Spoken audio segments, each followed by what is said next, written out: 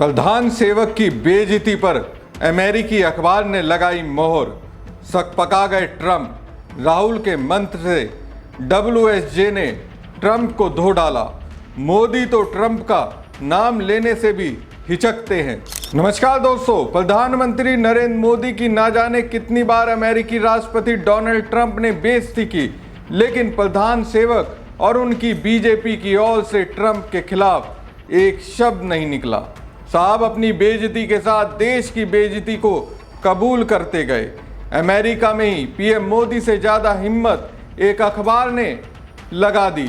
उसने सबूत के साथ कहा मोदी की बेइज्जती तो ट्रंप ने की है।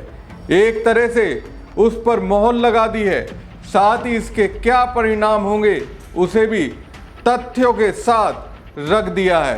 तो ट्रंप प्रशासन में हलचल मच गई। लेकिन बात यहाँ आती है हिम्मत की। दुनिया के सबसे बड़े लोकतंत्र के अगवा को जो हिम्मत दिखानी चाहिए थी, वो हिम्मत एक अखबार ने दिखा दी।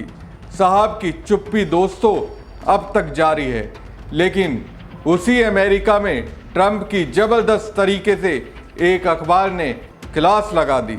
दोस्तों, ट्रंप वही है जिनके फिर से अमेरिकी राष्ट्रपति बनने पर मोदी भक्तों में जश्न का माहौल था।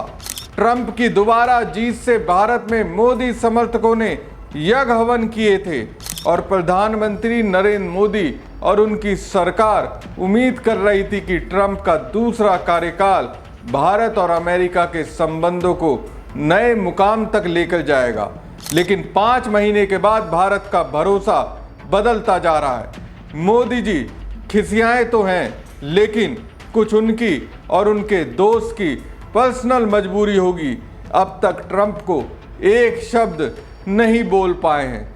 अब दोस्तों, अमेरिका के फेमस अखबार ने लिख दिया, ट्रंप को सीधी बात कह दी।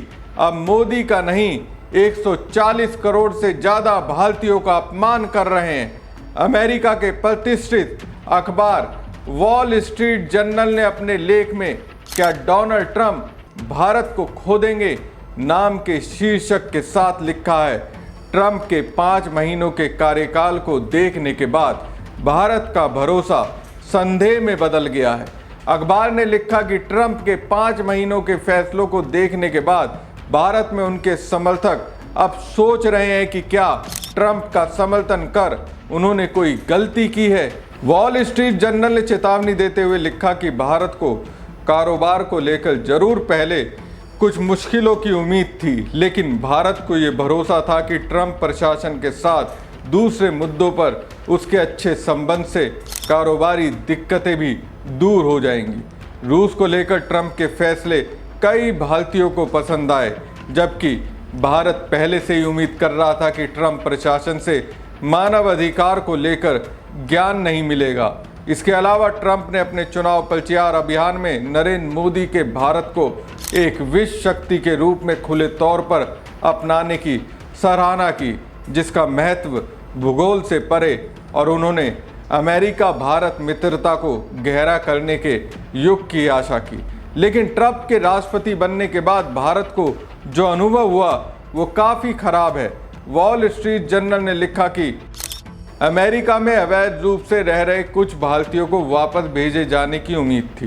ट्रंप के पहले कार्यकाल के दौरान करीब 6000 भारतीयों को वापस भेजा गया था, लेकिन ट्रंप के दूसरे कार्यकाल के दौरान अवैध भारतीयों को बेड़ियों में बांधकर भारत भेजा गया। भारतीय प्रवासियों के साथ कठोर व्यवहार भारत में एक राजनीतिक मुद्दा बन गया। विपक्षी नेताओं ने विदेशों में भारतीयों के लिए खड़े होने में नाकाम रहने के लिए मोदी सरकार की आलोचना की। देखिए, इस मुद्दे पर पता नहीं क्यों प्रधान सेवक के मुंह में दही जम गई है। डोनाल्ड ट्रंप को उन्होंने एक शब्द नहीं कहा। पता नहीं क्यों नहीं पीएम मोदी बोले। देश के करोड़ों जनता इस बात को जानना चाहती है। जर्नल ने आगे लिखा कि फिर अमेरिका में पढ़ रहे भारतीयों का मुद्दा है। ये अमेरिकी विश्वविद्यालयों के लिए अच्छी खबर थी।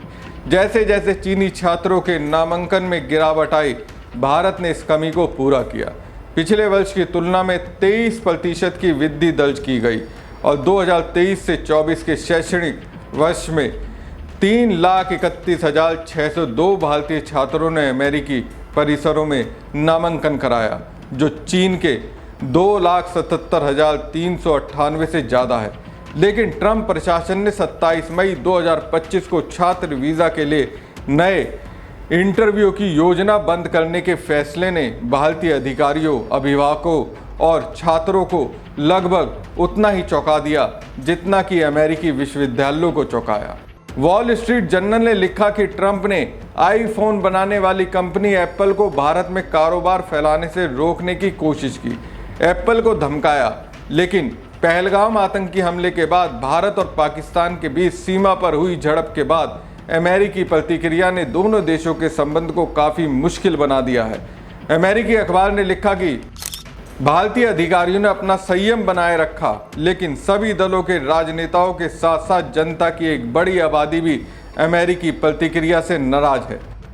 वॉल स्ट्रीट जर्नल ने लिखा कि पाकिस्तान कट्टरपंथी जिहादी आतंक का एक प्रमुख समर्थक और वित्त पोषक है और भारतीयों को अमेरिका से दोनों पक्षों को शांत रहने के बयान से कुछ ज्यादा ही अपेक्षा थी। ट्रंप ने ट्रूथ सोशल पर विवाद में मध्यस्थता करने के दावों ने भारतीय सरकार को शर्मिंदा किया। भारतीय जनता के एक बड़े हिस्से को लगता है कि अमेरिका फिर से उसी पुरानी हाइफ नेशन नीति की ओर लौट रहा है, जहां भारत को एक स्वतंत्र शक्ति की बजाय भारत पाकिस्तान संयुक्त पैकेज में देखा जाता है। वॉल स्ट्रीट जर्नल आगे लिखता है, भारत चाहता है कि उसके साथ एक महान शक्ति के रूप में व्यवहार किया जाए और जनता की राय किसी भी अपमान, वास्तविक या कथित के प्रति बेहद संवेदनशील है। पाकिस्तान के साथ भारत के संबंध भी एक महत्वपूर्ण मुद्दा है। अपने परमाणु हथियारों के बावजूद पाकिस्तान एक दूसरी या तीसरी श्रेणी की शक्ति है जो लगातार बढ़ती आर्थिक और राजनीतिक नाकामियों से जूझता है, जबकि भारत एक अलग रास्ते पर है और भारतीय जनमत चाहता है कि इस सफलता को मान्यता दी जाए। वॉल स्ट्रीट जर्नल ने चेतावनी देते हुए लिखा कि भारतीय जनमत पर प्रभाव को कम करने के लिए बहुत सावधानी बरतनी चाहिए। कश्मीर संघर्ष से लेकर छात्र वीज़ा तक के मुद्दों पर नीति तैयार करने और घोषणा करने में भारतीय संवेदनशीलताओं पर भी विचार किया जाना चाहिए। अमेरिका अखबार ने चेतावनी देते हुए लिखा कि ट्रंप की टीम भारत को लेकर और बेहतर कर सकती है। दुनिया की सबसे महत्वपूर्ण शक्ति को अलग थलग करना, जिसने उनके कार्यकाल में वापसी को सकारात्मक रूप से देखा है, ट्रंप प्रशासन और अमेरिका के हित में नहीं है। एक महत्वपूर्ण इंटरनेशनल पार्टनर को अनावश्यक रूप से परेशान करने से अमेरिका फिर से महान नहीं बन जाएगा। तो दोस्तों, वॉल स्ट्रीट जर्नल ने उन सब मुद्दों को छुआ जिनके बारे में नेता प्रतिपक्ष राहुल गांधी बात करते हैं। राहुल हमेशा पीएम मोदी को अमेरिकी राष्ट्रपति डोनाल्ड ट्रंप की आंख में आंख डालकर बात करने के लिए कहते रहे, लेकिन भाजपाई अंधभक्त इसका मजाक उड़ाते रहे। राहुल गांधी को बुरा भला एजेंट कहते रहे, यहाँ तक कि पाकिस्तान का एजेंट कहने से भी नहीं हिचकते।